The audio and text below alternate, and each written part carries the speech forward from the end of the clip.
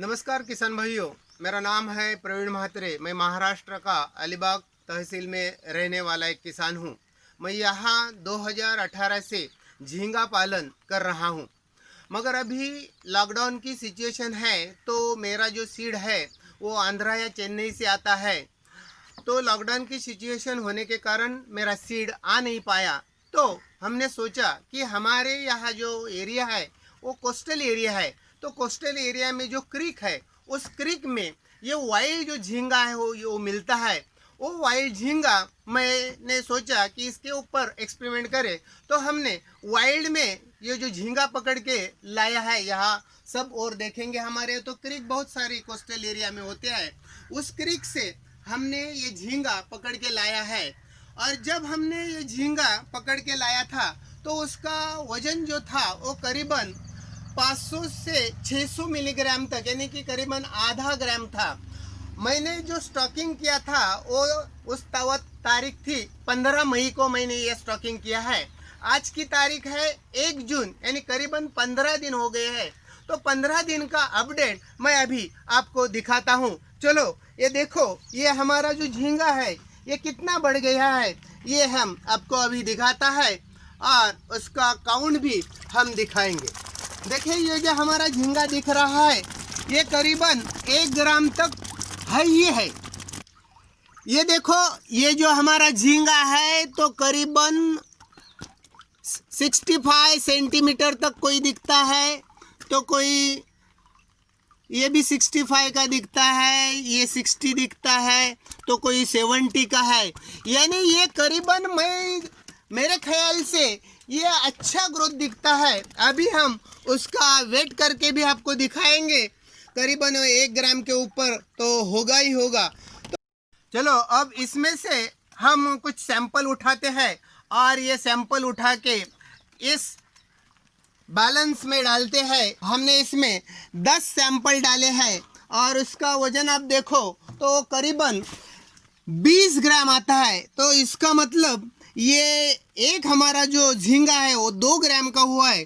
तो 15 दिन में ये जो हमारा ग्रोथ है तो करीबन 1.5 ग्राम का आया है। ये वाइल्ड का सीड है, तो मेरे को भी ये मालूम नहीं है कि ये कौन सी वैरायटी का है, क्योंकि वाइल्ड में जो सीड आता है वो बहुत टाइप का आता है। मगर हमने क्या किया है तो वाइल्ड से ये निकाल के अभी इसमें हम कल्चर कर रहा हूँ, और जैसे जैसे इसका ग्रोथ हो जाएगा वैसा वैसा मैं आपको अपडेट देता रहेंगे। देखो किसान भाइयों, जैसे कि झींगा लाने में अभी ये लॉकडाउन के वजह से दिक्कत आती है, वैसे ही हमारा जो सीड है तिलापिया का वो बांग्लादेश या कोलकाता से आता है, मगर वो भी अभी आ नहीं सकता है। तो हमारी यहाँ से 5 किलोमीटर दूर पर ओपन पॉन्ड में तिलापिया का हमारा कल्चर शुरू है। वहाँ जो नेचुरल ब्रीड जो तिलापिया ने किया है वो ब्रीड हम यहाँ उठा के लाए हैं, और जब वो ब्रीड हमने यहाँ लाया तब वो ब्रीड करीबन 2000 से 2500 के साइज का था, और जो लाया था हमने करीबन अप्रैल एंड तक लाया था। और उसके 15 दिन के बाद हमने उसको ग्रेडिंग किया, और ग्रेडिंग करके हमारे अलग अलग टैंक में हमने वो डाला है। अभी ये जो हमने जो सीड लाया था वो करीबन 2000 से 2500 का लाइन का था, और ग्रेडिंग करने के बाद अभी जो ये सीड आपको दिख रहा है वो करीबन हमने 1400 लाइन का इस टैंक में डाला था। मगर अभी आप देखेंगे तो ये 1000 के लाइन तक पहुंचा है, यानी कि ये 15 दिन में ये हमारा ग्रोथ मिला है। और जो अलग अलग ग्रेडिंग हमने करके हमारे अलग अलग टैंक में डाला था वो हम आपको दिखाते हैं।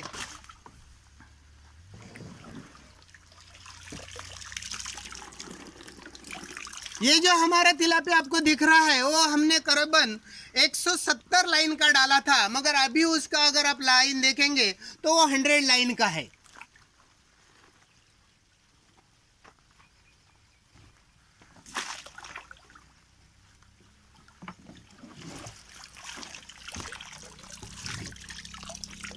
हाँ वो देखो, ये हमने करीबन यहाँ में इसमें 500 लाइन का सीड डाला था, और ये करीबन अभी देखेंगे तो 250 लाइन तक पहुंच गया है।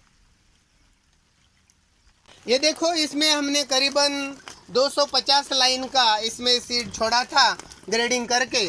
अभी ये जो है वो करीबन 180 या 200 लाइन का हुआ है। ये देखो, इसमें जो अभी हम क्या करेंगे, ये जो छोटा वाला दिख रहा है ना, इसका मतलब इसका ग्रोथ अच्छा नहीं हो रहा है, तो हम और अभी ग्रेडिंग करेंगे और दूसरे टैंक में जब डालेंगे तो ये छोटा वाला बच्चा हम हमारे कल्चर के लिए नहीं लेंगे। तो जो जो बड़ा दिख रहा है, जिसका ग्रोथ अच्छा हमें मिल रहा है, वही हम कल्चर के लिए यूज करेंगे। अगर हमें अच्छा ग्रोथ चाहिए तो हमें ये 15 दिन में अगर ग्रेडिंग करेंगे तो अच्छा हमको रिजल्ट मिलेगा। जिस हमारा जो कोई एनिमल है वो बड़ा है, वो एक टैंक में एक साइज का डालेंगे, और ऐसा अगर हम करते रहेंगे तो हमें ग्रोथ अच्छा मिलेगा। जब हम ये बाहर से सीड मंगाते हैं, जब हम तिलापिया मंगाते हैं, तो अगर अच्छा हमको तिलापिया चाहिए तो कम से कम 3 रुपया 4 रुपया पर पीस हमें उसका देना पड़ता है। और अगर झींगे की हम बात करेंगे तो भी वो अगर हमें बाहर से जब hatchery से मंगवाते हैं तो उसका करीबन कीमत 70 to 80 पैसा पर पीस गिरता है।